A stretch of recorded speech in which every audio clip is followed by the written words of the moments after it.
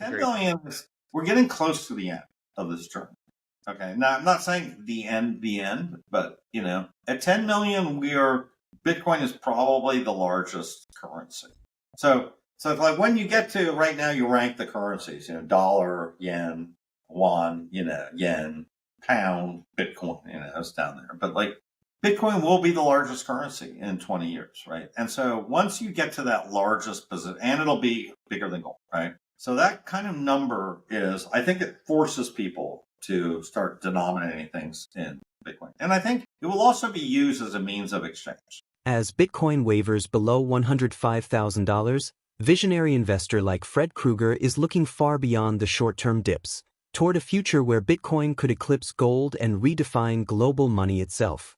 Bitcoin, BTC, continues to trade in the red, hovering below the $105,000 mark, but long-term believers remain unfazed. Entrepreneur and investor Fred Krueger envisions a future where Bitcoin reaches an astonishing $10 million per coin, representing a $200 trillion market cap, roughly one-third of the projected global money supply 2 decades from now. Krueger predicts Bitcoin will coexist with the US dollar rather than replace it, serving as a dominant tool for international settlements. He also foresees a shift where people begin denominating value in satoshis, as Bitcoin's influence deepens. While acknowledging the potential for moderate inflation, Krueger dismisses the likelihood of severe hyperinflation and believes Bitcoin's purchasing power could increase 25x to 100x over the long term. Echoing this optimism, Binance co-founder Changpeng CZ Zhao recently reaffirmed his bullish stance, declaring on X, prediction, Bitcoin will flip gold. I don't know exactly when. Might take some time, but it will happen. Together, their perspectives highlight a growing consensus among industry veterans that Bitcoin's ascent is far from over, and its role as the world's premier store of value is steadily taking shape. If you believe Bitcoin's best days are still ahead, drop your thoughts in the comments, share this insight with fellow crypto believers, and don't forget to subscribe for more expert takes on the future of digital finance. Well, I think the first thing to think about is $10 million Bitcoin means roughly $200 trillion market cap for Bitcoin. And if you look at kind of world money supply right now, right, global M2 global M3 is $150 trillion, right? Now that's going to grow, so that'll grow to 300 trillion in a decade. And I think there were Bitcoin 10 million. We're kind of realistically looking like 2 decades. So it's going to grow to about 600 trillion. So even then, Bitcoin will only represent a third of global money supply, but it will probably be bigger than the US dollar by then, right? In terms of, the size of it. And certainly relative to base money, it will probably exceed global base currency, which is all the money that the banks have at their central banks, plus all the actual cash. So I do think that, we're looking at a world at which Bitcoin is going to coexist with the dollar, right in the United States, right? It will coexist with the dollar. And I think even worldwide, it'll coexist with the dollar as a means of settling international transactions. So I think you have to start there, that we're going to get to a point, in 20 years where we're going to have, Bitcoin will be part of the equation. I don't think it'll be everything, but I think it'll be part of the equation. And I do think that a lot of people are going to start to denominate things in sats. And I think that's really where things get interesting. There's always some chance of hyperinflation. I wouldn't say it's like a 0% chance. It's not on my bingo card, really, for what's going to happen in the next 2 years in America. Although, could we see sort of 1970s style inflation? Yeah, very possibly, right? We could see 10% inflation, 7 to 10% inflation. I think when you're dealing with inflation, you really have to ask yourself, as Michael Saylor said, it's a vector, right? So it's there's no one inflation rate. And I think specifically, if you're looking at, the inflation for a college student, right? Well, they're going to need the price of a Big Mac, right? The cost of, rental unit somewhere, right? And those things I don't think are going to go much beyond 4 or 5%. You know what I mean? I think those things. So I think that even if you're looking at 20 years out, you're looking at something like a little bit more than doubling, in terms of price. I look back at 20 years ago, things were not 5 times as expensive as they were 20 years ago for the base necessities. But then I think once you start looking at college education, luxury goods, those things are going up much higher, more like 10% a year. You know what I mean? Yep. Yeah, absolutely. I remember when I was in school, $20,000 a year was considered a lot. And, I'm paying $100,000 right now for NYU. So yeah. So that's a 5x, No, I think there's some inflation. I would say base case divide by 3. You know what I mean? Yeah. Somewhere between 3 and 4, right? Mm-hmm. So Bitcoin's going to go up 100x in purchasing power.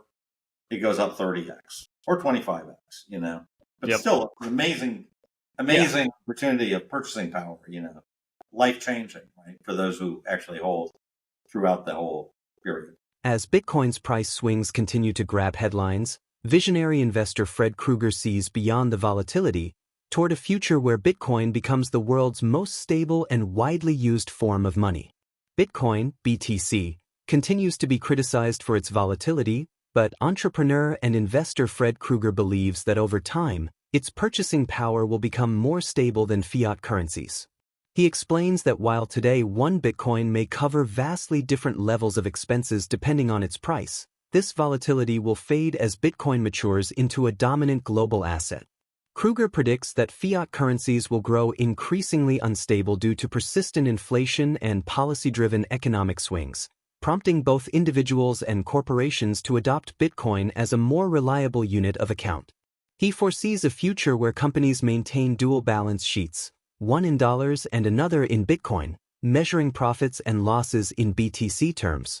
By the time Bitcoin approaches $10 million per coin, Krueger expects it to surpass gold and the US dollar as the world's largest currency, integrated into daily transactions across sectors. Meanwhile, studies examining Bitcoin's volatility drivers suggest that greater adoption by small, non-exchange users could reduce volatility, while higher trading volumes and large transfers tend to amplify it. Together, these trends point toward a maturing ecosystem gradually stabilizing the world's leading digital asset. Let's get back to the interview. One of the things right now is people say, well, I can't use Bitcoin because it's way too volatile. Which, forget the price of Bitcoin. Just talk about the purchasing power of Bitcoin, right? It's very volatile right now, right? Yeah. You can live for, let's say you could live for a year off one Bitcoin at 100,000, and then all of a sudden you can't live off of it at 20,000, right? Then you could live like a king off of it at 1 million, right? So I expect that the purchasing power of Bitcoin in terms of goods and services is going to be more stable 20 years from now than fiat. Fiat's going to be unstable. It's going to start getting unstable, right? I think that we're going to have, big inflation, big drops. I mean, we could see people, and I think a lot of people will be like, look, I just don't even want to deal with fiat, right? It's too unstable. So I think the same criticism that people have about Bitcoin right now, they're going to have about fiat. They're going to say, fiat's too unstable. I just don't want to deal with it. I'm a Bitcoin only kind of shop.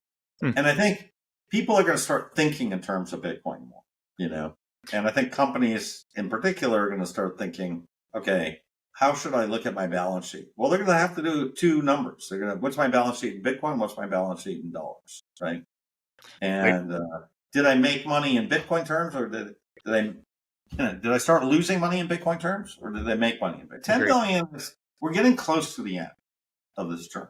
Okay. Now, I'm not saying the end, but, at 10 million, Bitcoin is probably the largest currency. Yeah. So So it's like when you get to right now, you rank the currencies, dollar, yen, won, yen, pound, Bitcoin, it's down there. But like Bitcoin will be the largest currency in 20 years, right? And so once you get to that largest position, and it'll be bigger than gold, right? So that kind of number I think it forces people to start denominating things in Bitcoin. And I think it will also be used as a means of exchange, right? So I think, even well before 20 years from now, I think Amazon will take Bitcoin. I think you will be able to pay your rent in Bitcoin. I think you will be able to get Bitcoin at your bank. I think Bank of America will sell you Bitcoin, and they'll have a column to see your balances in Bitcoin too. So I think we're going to sort of actually be in a hybrid system 20 years from now, and it'll be hybrid on all ways. You go to Chipotle, scan something, pay with sats. So I think that's going to happen then. So I think at this point, it's not going to be a secret anymore at all. Most people will have some kind of Bitcoin in some form. Not everybody, but some, will have some savings in Bitcoin. And I think that's really roughly when it happens. And I think there will be some institutional things that happen. I think maybe oil starts trading in Bitcoin, sort of it becomes more of a neutral reserve asset and way of doing international settlements for trade. And I think that it's going to take two decades to do that. I mean, it could happen in a decade. I just don't think we're quite ready for it, And I don't think we're getting to $10 million Bitcoin. I'd be shocked.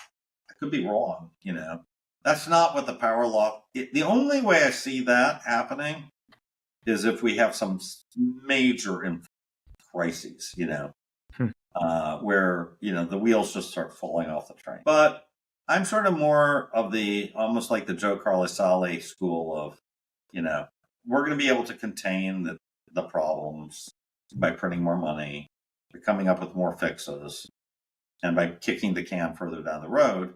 We can kick the can down the road for 2 decades, I think. We're not going to blow up the system. So I'm not we only have 5 years left, and we're all going to be eating, dog food under a bridge.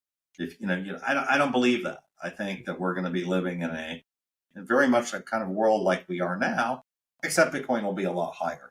And I think things are going to be in Bitcoin, and it'll have infiltrated its tentacles in a lot of finance.